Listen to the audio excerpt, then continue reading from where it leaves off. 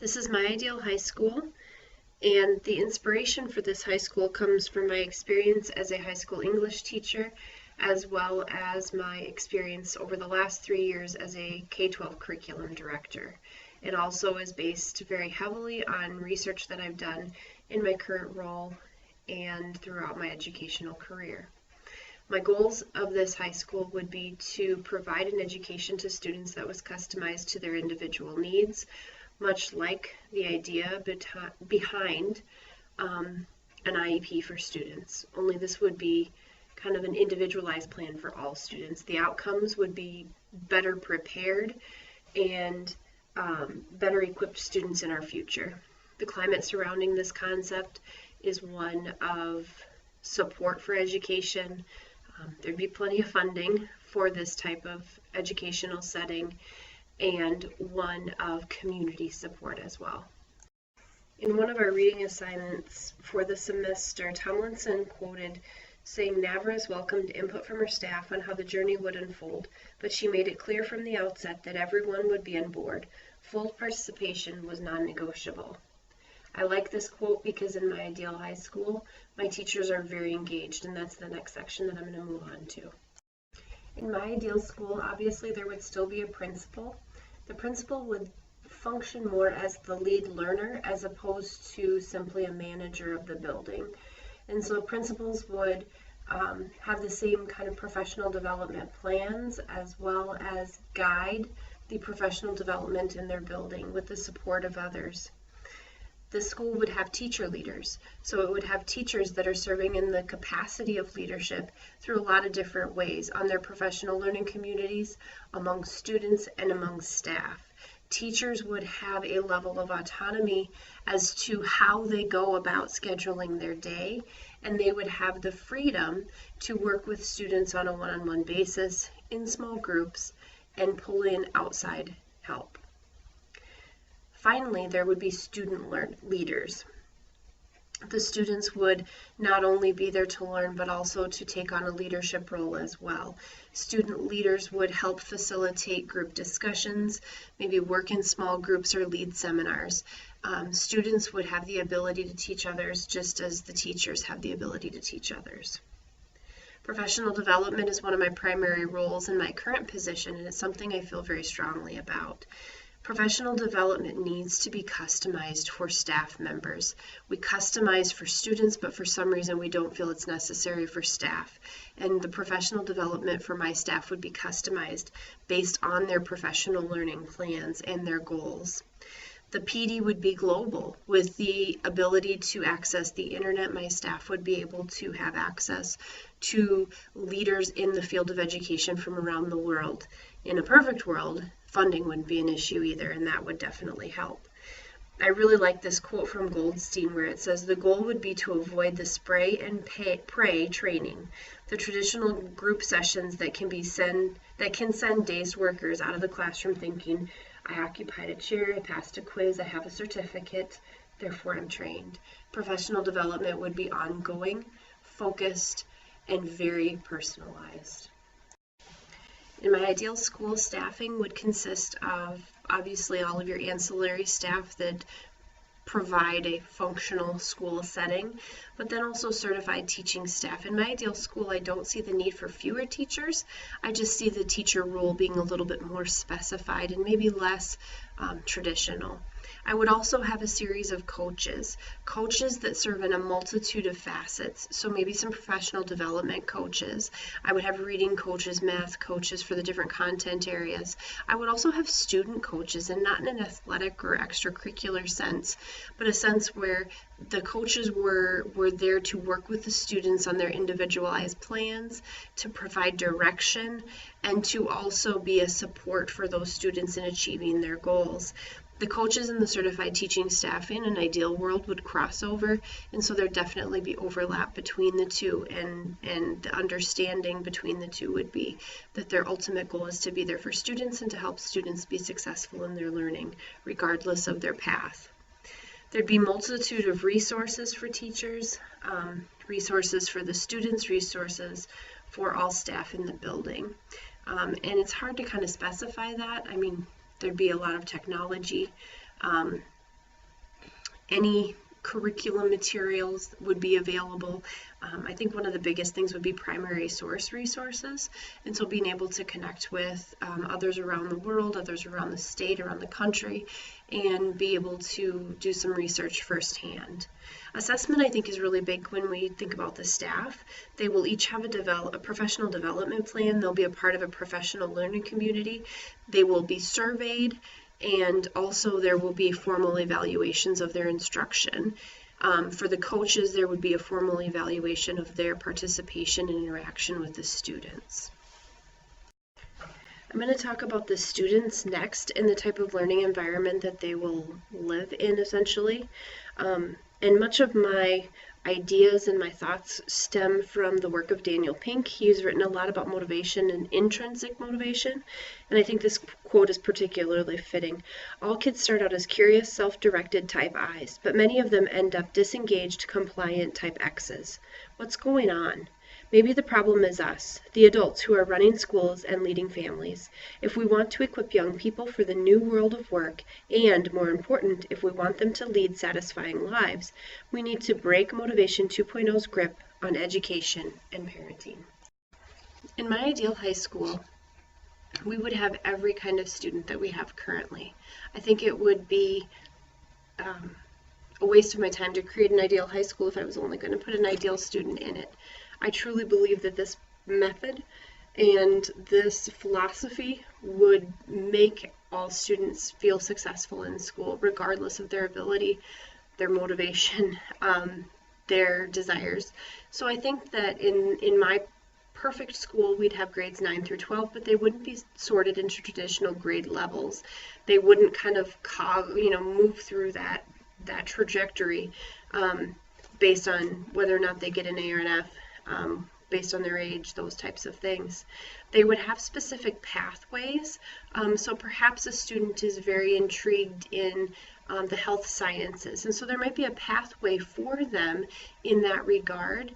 But it's only a guideline. It's helping them create that personal learning plan. So much like the teachers, each student would have a personal learning plan. Now, the level of autonomy that a student would have in developing that plan and developing that schedule would be based on what kind of student we were dealing with.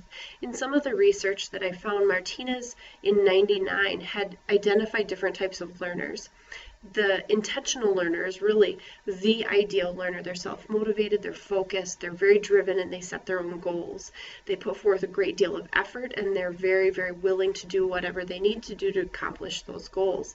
They can assume total responsibility. So they can really set their schedule, determine what classes, what time frame, how fast they'll move through it. And then there may be some students that that's not a good plan for them, and so they would have a little bit more structured schedule. Keeping in mind, though, their specific learning style, how that student's going to learn the best, what motivates them, and what makes them want to come to school every day. I absolutely love this quote. Instead of micromanaging students into mediocrity, educators need to set the course for individual achievement. No two students are the same. Everyone needs to be able to strive for his or her own personal greatness, follow his or her own personal goals. And I think that's what really motivates the type of learning environment that I would create in my ideal high school. As far as the schedule goes, it would be very flexible.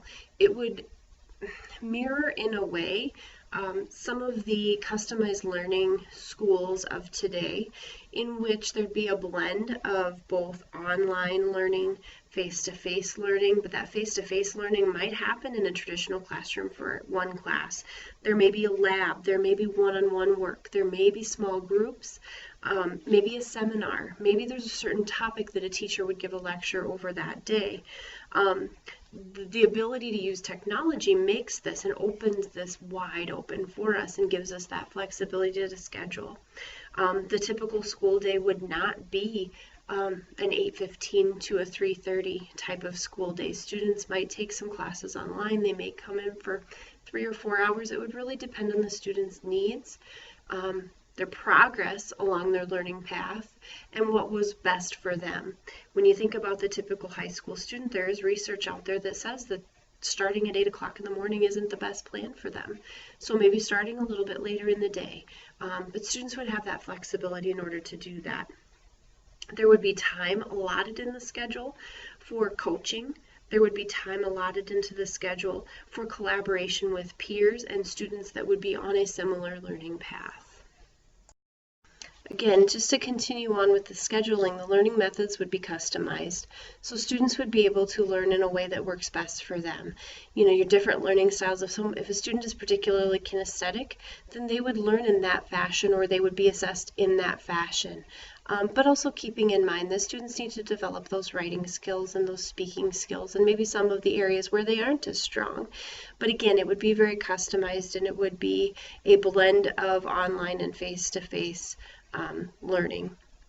The curriculum would utilize primary source options, online experts, and it would not be textbook driven. My teachers would never ever sit down and say, okay, we need to start on chapter 1 and move through the textbook before the end of the year. Students would be instructed based on their performance, and so they may take a pre-assessment at the beginning of a certain concept or unit, and if they're proficient in that area, they will not continue with the instruction, or they will be provided instruction and assessment at a higher level, a level that matches their ability.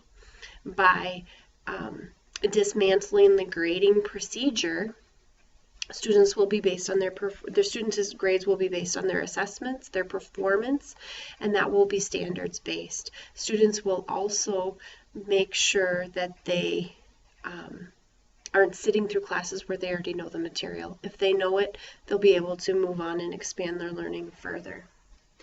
One of the quotes that I have at the bottom of this one is from an article that I thought was just fascinating. It was all about individualized and customized learning, and it says, what great happenings would occur if our youth were provided more choices in what they learn, how they learn, and what they learn. I think this is going to create students who are successful in the future and able to compete globally. Lastly, technology will be a major part of what our students have access to in this ideal high school.